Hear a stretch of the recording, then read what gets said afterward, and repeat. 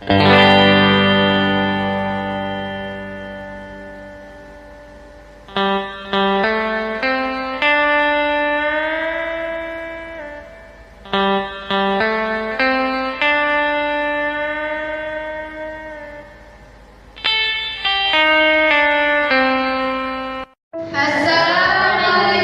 warahmatullahi wabarakatuh.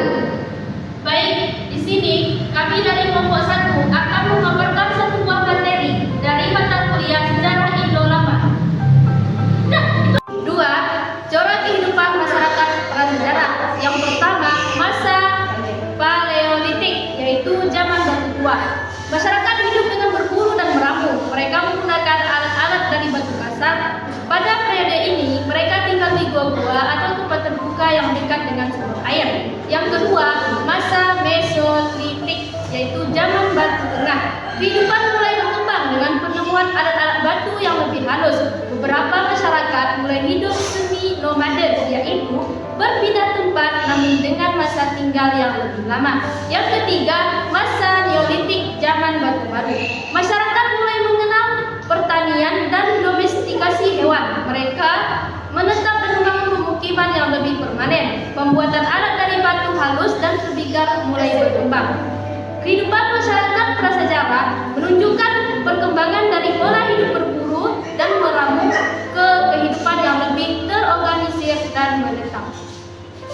Baik, sekian penjelasan dari kami. Baiklah, saya di sini akan membahas sedikit tentang ciri-ciri dan corak kehidupan masyarakat prasejarah. Ciri-ciri masyarakat prasejarah adalah: yang pertama, belum mengenal tulisan. Masyarakat prasejarah tidak memiliki sistem tulisan, sehingga informasi hanya disampaikan secara lisan atau melalui gambar di dinding gua. Yang kedua, bergantung pada alam. Kehidupan mereka sangat bergantung pada alam untuk makanan, tempat tinggal, dan kebutuhan lainnya.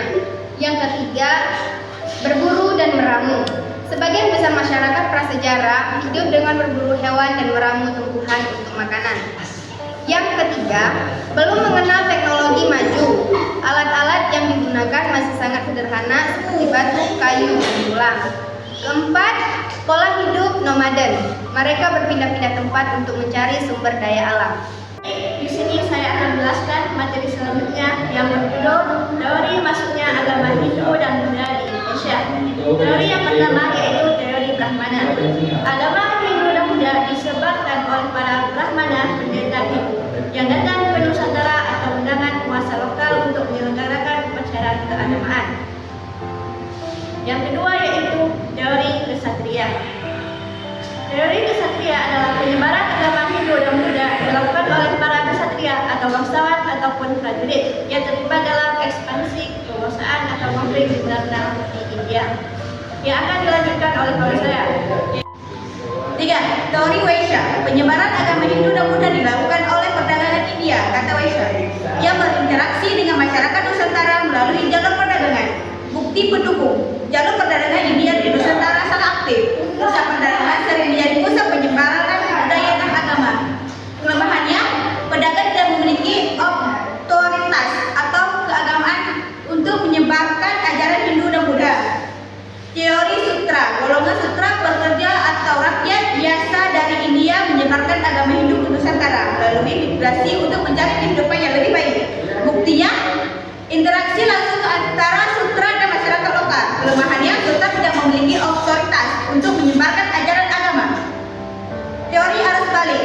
Penduduk Indonesia yang belajar di India membawa kembali ajaran Hindu dan Buddha ke Nusantara.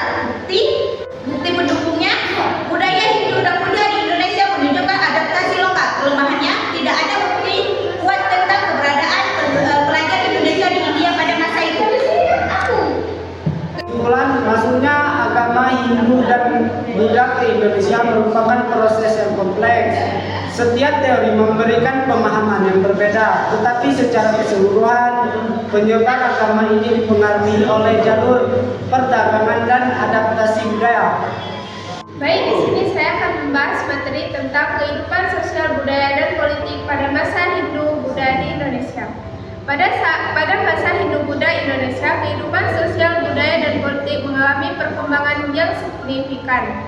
Berikut adalah gambaran masing-masing aspek. 1. Kehidupan sosial. Pengelompokan sosial masyarakat pada masa ini terbagi dalam sistem kasta yang diadaptasi dari sistem sosial India, yaitu Brahmana atau pendeta atau ahli agama, Ksatria, raja dan prajurit, Waisya, pedagang dan petani, Sudra, rakyat biasa atau buruh. Sistem kasta ini tidak sepenuhnya sama seperti di India dan mengalami adaptasi sesuai budaya lokal. Peran raja. Raja dianggap sebagai titisan dewa raja, sehingga memegang peran penting dalam kehidupan sosial dan politik. Kehidupan budaya, pengaruh Hindu-Buddha. Pengaruh ini terlihat dalam seni arsitektur, sastra, dan agama. Contohnya, candi-candi seperti Borobudur, Buddha, dan Brahmadan Hindu yang menjadi puncak peradaban arsitektur. Seni sastra, muncul karya sastra yang bisa seperti Kawin Ramayana dan Mahabharata yang diadaptasi dari kisah India. Wayang, seni pertunjukan wayang kulit yang berakar dari kisah Hindu berkembang besar. Penyebaran agama ini dan sudah menyebar melalui perdagangan dan peran para Brahmana yang datang dari India. Bahasa sastra dan tulisan lawa mengaruhi bahasa dan astrologa.